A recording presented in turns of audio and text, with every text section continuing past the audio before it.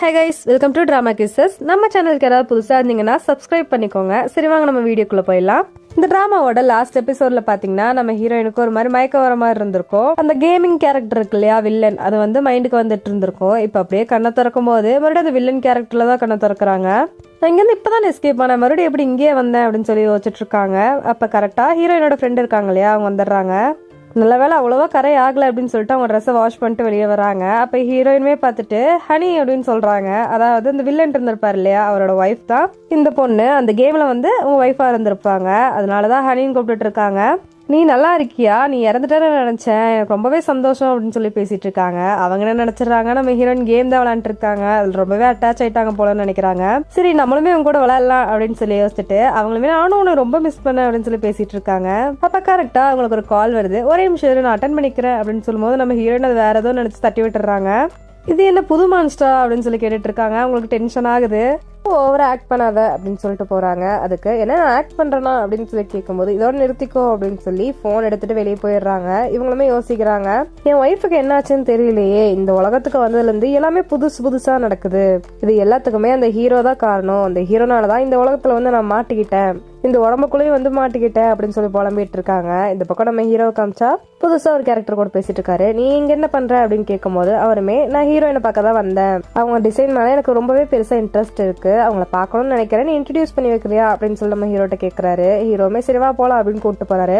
ஹீரோட ஆபீஸ்க்கு தான் கூப்பிட்டு போயிட்டு இருக்காரு. அங்க இருக்கவங்க எல்லாமே பார்த்ததுமே ஹீரோ வராரு, சீக்கிரமா நம்ம பாஸோட எல்லாத்தையும் மறைச்சு வைங்கன்னு சொல்லி நம்ம ஹீரோட போஸ்டர் எல்லாத்தையும் ஒளிச்சு வச்சிட்டு இருக்காங்க.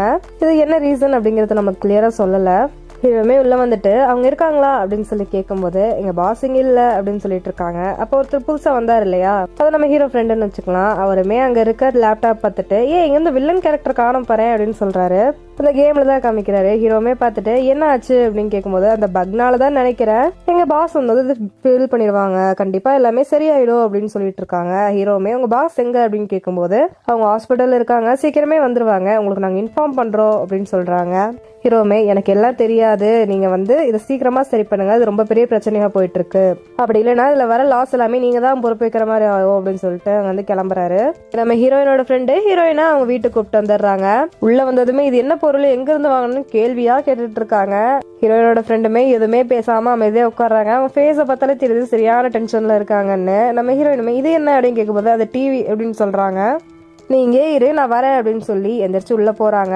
ரெடி ஆயிட்டு லைவ் ஸ்ட்ரீம் ஆன் பண்றாங்க. இங்க நம்ம ஹீரோயினை காமிச்சா டிவி பார்த்துட்டு இருக்காங்க.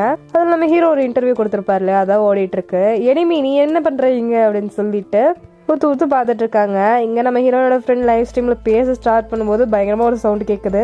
என்னாச்சு அப்படின்னு சொல்லிட்டு வேகமா ஓடி வந்து பார்த்தா நம்ம ஹீரோயின் டிவியை உடச்சு வச்சிருக்காங்க. நம்ம ஹீரோவை அடிக்கிறதா நினைச்சிட்டு டிவி அடிச்சு உடச்சிட்டாங்க போல. இவங்களும் என் டிவி என்ன பண்ணி வச்சிருக்கான்னு சொல்லி கத்துறாங்க. அவங்களுமே இங்க எனிமி அப்படின்னு சொல்லும் போது எனிமியா யாரு அப்படின்னு கேட்கும்போது நம்ம ஹீரோ பேரை சொல்றாங்க. அதுக்கு அவரும் கூட தானே ஒர்க் பண்றாரு அப்படின்னு சொல்லி இவங்களுமே கேக்குறாங்க. ஓ, இந்த வேர்ல்ட்ல எனிமீஸ் எல்லாம் இப்படிதான் கூப்பிடுவீங்களா, எனக்கு இப்பதான் தெரியும் அப்படின்னு இவரு வேற ஏதோ பேசிட்டு இருக்காங்க. என்னை கூப்பிட்டு போறியாங்க அப்படின்னு சொல்லி கேட்கும் போது நம்ம ஹீரோனோட ஃப்ரெண்டுமே அட்ரஸ் கொடுத்துட்றாங்க போல. வேகமா கிளம்பி அவங்க ஆபீஸ்க்கு வந்துடுறாங்க.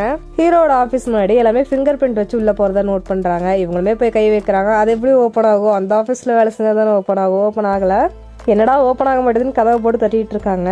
அப்ப அங்க பார்க்கிங் லாட் போற வழி இருக்கு. அதை பார்த்ததுமே ஓ இதுதான் ரகசிய வழியா அப்படின்னு சொல்லிட்டு வேகமா அதுக்குள்ள போயிடுறாங்க. ஹீரோவோட பேட் லக்கோ என்னமோ அவருமே அங்கதான் இருக்காரு. ஹீரோயின் உள்ள வந்ததுமே ஒரு ராடை கையில எடுத்துட்டு இது போதும், என்னோட வெப்பன் அளவுக்கு இல்லைனாலும் இது வச்சு சமாளிச்சுக்கலாம் அப்படின்ட்டு உள்ள வராங்க. ஹீரோவை பார்த்ததுமே அடிக்கிறதுக்கு ஓங்கிட்டு வராங்க. ஹீரோ ஆனா பிடிச்சிடுறாரு. அந்த ராடை பிடிச்சிட்டு போலீஸ்க்கும் கால் பண்ணிடுறாரு. இங்க பார்க்கிங் லாட்ல ஒருத்தர் கொல்ல ட்ரை பண்ணிட்டு இருக்காங்க, சீக்கிரமா வாங்க அப்படின்னு இன்ஃபார்ம் பண்ணிடுறாங்க. ஹீரோயின் அதை புடுங்க ட்ரை பண்ணிட்டே இருக்காங்க. விட மாட்டேன் அப்படின்னு சொல்லவும் மூக்கிலே ஒரு பஞ்சு விட்டுறாங்க. ஹீரோ அங்கேயே மயங்கிடுறாரு. நீ தானே என்ன கொன்ன, உனப்பா எப்படி பழி வாங்க போற, நீ நரகத்துக்கு தான் போவேன்னு சொல்லி கழுத்து போட்டு நடிச்சிட்டு இருக்காங்க. அப்ப டக்குன்னு அவர் அப்படியே மறந்து நம்ம ஹீரோயின் கேரக்டர் வருதுங்க. இங்கேயும் ஹீரோ மேலேயே விழுந்துடுறாங்க. அப்படியே கண்ணை ஓபன் பண்ணா போலீஸ் ஸ்டேஷன்ல தான் இருக்காங்க. போலீஸுமே விசாரிச்சுட்டு இருக்காரு. எதுக்காக ஹீரோவை ஃபாலோ பண்றீங்கன்னு கேட்கும் போது ஐயோ நான் எதுவுமே பண்ணல, நான் பாட்டுக்கு ஹாஸ்பிட்டல்ல தான் இருந்தேன் அப்படின்னு சொல்றாங்க. அப்ப போலீஸுமே சிசிடிவி காமிக்கிறாங்க. அப்ப இது யாரு, நீங்க இல்லைன்னு சொல்ல வரீங்களா அப்படின்னு கேட்கும்போது இது நான் தான், ஆனா எனக்கு எதுவுமே ஞாபகம் இல்லை, எனக்கு கடைசியா ஹாஸ்பிட்டல்ல இருந்தது மட்டும் தான் ஞாபகம் இருக்கு அப்படின்னு நீங்க சொல்லிட்டு இருக்காங்க. இங்க நம்ம ஹீரோ காமிச்சா அவ ஹாஸ்பிட்டல் இருக்கும் போதே என்ன அட்டாக் பண்ணா அப்படின்னு சொல்லி போட்டு கொடுத்துட்டு இருக்காரு. இவருமே ஹீரோயினை காமிச்சா, நான் தான் ஆம்புலன்ஸ் கால் பண்ணேன், நான் அவரை கொல்ல ட்ரை பண்ணணும்னா எதுக்காக நான் ஆம்புலன்ஸ் கால் பண்ண போறேன் அப்படின்னு சொல்றாங்க. இங்க நம்ம ஹீரோ அவ என் கழுத்தை அரிச்சு கொல்ல பார்த்தா அப்படின்னு சொல்லிட்டு இருக்காரு. 2 பேரும் இந்த மாதிரி மாறி மாறி சொல்லிட்டு இருக்காங்க. போலீஸ் அவங்கள பிடிச்ச ஜெயில தான் போடுறாங்க. யோசிக்கிறாங்க, நமக்கு ஷாக் அடிச்சனால மல்டிபிள் பர்சனாலிட்டி ஏதாவது வந்துருச்சோ அப்படின்னு யோசிச்சுட்டு இருக்கும்போது ஜெயில இருக்கவங்க எல்லாருமே நீ என்ன பண்ணிட்டு உள்ள வந்த அப்படின்னு கேக்குறாங்க. நான் ஒருத்தனை கொண்டுட்டேன் அப்படின்னு சொல்லுவோம். எல்லாரும் 10 அடி தள்ளி தான் உட்காடுறாங்க. நம்ம ஹீரோயின்மே என்னதான் நம்மளுக்கு நடக்குதுன்னு யோசிச்சுட்டே உட்காந்துருக்காங்க. இங்க அப்படியே கட் பண்ணி நம்ம ஹீரோ காமிக்கிறாங்க. அவரோட பிரதர் கூட தான் பேசிட்டு இருக்காரு. இந்த பொண்ணு தான் என்ன அடிச்சிட்டான்னு சொல்லி காமிச்சிட்டு இருக்காரு. அப்ப அங்க இருக்க டாக்டர் பார்த்துட்டு, இந்த பொண்ணா அவங்க இப்பதான் டிஸ்சார்ஜ் ஆனாங்க, உங்களுக்கு கரண்ட் ஷாக் அடிச்சிருச்சு அப்படின்னு சொல்லிட்டு இருக்காரு. ஓ அப்படியா அப்படின்னு சொல்லி கேட்டுட்டு, சரி நான் போய் அந்த கேம்ல இருக்க பக் எப்படி சரி பண்றதுன்னு பாக்குறேன், நான் போய் அரண்டாவை மீட் பண்ண போறேன் அப்படின்னு சொல்றாரு. அரண்டோனா நம்ம ஹீரோயினோட பேர் தான், அபிஷியலா வச்சிருக்க ஒரு நேம் தான் அது. அவங்க ஆபீஸ்க்குமே போறாங்க. அங்க நம்ம ஹீரோயினோட ஃப்ரெண்டு தான் இருக்காங்க. ஆனா அவங்க அப்படியே அரண்டோ, அதாவது நம்ம ஹீரோயின் மாதிரியே மெயின்டைன் பண்ணிட்டு இருக்காங்க. நம்ம ஹீரோவுமே கேள்வியா கேட்கறாரு. ஆனா அவங்களுக்கு எதுக்குமே பதில் தரல, அமைதியாவே இருக்காங்க. ஹீரோ சொல்லிடுறாரு, நீங்க கண்டிப்பா அரண்டாவா இருக்காது அப்படின்னு சொல்லவும் அவங்க ஏன் அப்படி சொல்றீங்க அப்படின்னு கேக்குறாங்க. ஏன்னா அவளுக்கு இந்த கேம்ல ரொம்பவே ஆர்வம் அதிகமா இருந்துச்சு. அவங்கள மாதிரி ட்ரெஸ் அப் பண்ணிட்டு இருக்க மாட்டாங்க. இப்போ அவங்க சாப்பிடாம கொள்ளாம சரி பண்ணதான் ட்ரை பண்ணிட்டு இருந்திருப்பாங்க அப்படின்னு சொல்றாரு. நீங்க சொல்றது கரெக்ட் தான், அவ 2 நாளா தூங்கல, சாப்பிடல, எதுவுமே பண்ணல, இந்த கேமை சரி பண்றதா ட்ரை பண்ணிட்டு இருக்கா அப்படின்னு ஹீரோனோட ஃப்ரெண்டுமே சொல்றாங்க. அப்ப நம்ம ஹீரோவோட அசிஸ்டன்ட் இருக்காருல்ல, அவர் ஒரு போட்டோ எடுத்து காமிக்கிறாரு. இவங்க தான் அரண்டோன்னு நினைக்கிறேன் அப்படின்னு சொல்லி நம்ம ஹீரோனோட போட்டோவை எடுத்து காமிக்கிறாரு. அங்க இருந்து ஹீரோ அதை பார்த்துட்டு, ஓ 2 நாளும் சாப்பிடாம இருப்பாங்களா, இவங்க நேரத்துக்கு ஜெயில இருப்பாங்க அப்படின்னு சொல்றாங்க. அவ கண்டிப்பா அப்படி பண்ணிருக்க மாட்டான்னு ஹீரோயின் ஃப்ரெண்டுமே சப்போர்ட் பண்றாங்க. நடிச்சதே என்னதான் அப்படின்னு சொல்லிட்டு பிளாஷ்பேக்லாம் யோசிச்சு பார்த்துட்டு இருக்காரு. அன்னைக்கு மலையில நனைஞ்சிட்டு வரும்போது தெரியாம ஹீரோ ட்ரெஸ் அழுக்காக்கி இருப்பாங்க இல்லையா, அப்ப என்ன நடந்துச்சுன்னு தான் காமிக்கிறாங்க. ஹீரோயின் அதை ஃப்ரெண்டு கிட்ட சொல்லிருப்பாங்க. ஹீரோ ஆபீஸ்க்குள்ள வரது பார்த்ததுமே ஒளிஞ்சுக்கிறாங்க. நீ என்னைய மாதிரியே நடி அப்படின்னு சொல்லியிருப்பாங்க. அவங்களுமே அதே மாதிரி மெயின்டைன் பண்ணிருப்பாங்க. அதான் இப்ப வரைக்கும் மெயின்டைன் பண்ணிட்டு இருக்காங்க.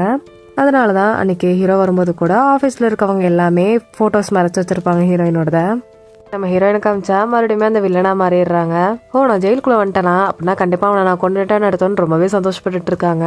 உங்களுக்குலாம் பசிக்குதா, நான் வார்டனை கூப்பிடுறேன்னு சொல்லிட்டு வார்டன் வார்டன் அப்படின்னு கத்திட்டு இருக்காங்க. இங்க நம்ம ஹீரோவை காமிச்சா ஜெயிலுக்கு வந்துடுறாரு. அது என் கேர்ள் ஃப்ரெண்டு தான், அவ கொஞ்சம் மென்டலா பாதிக்கப்பட்டிருக்கா, நான் தெரியாம கம்ப்ளைண்ட் கொடுத்துட்டேன், என்ன மன்னிச்சுக்கோங்க அப்படின்னு சொல்லி கேட்டுட்டு இருக்காரு. போலீஸுமே கூப்பிட்டு வராங்க. ஹீரோயின் திறந்தவெல்லாம் பார்த்தா இன்னும் உயிரோட தான் இருக்கியா, அவனை கொல்லாம விட மாட்டேன் அப்படின்னு கத்திட்டு இருக்காங்க. கண்டிப்பா இவனை நீ கூப்பிட்டு தான் போகணுமா அப்படின்னு கேட்கும்போது ஹீரோமே நான் ட்ரீட்மெண்ட் கொடுக்கதான் கூப்பிட்டு போறேன் அப்படிங்கிற மாதிரி சொல்றாரு.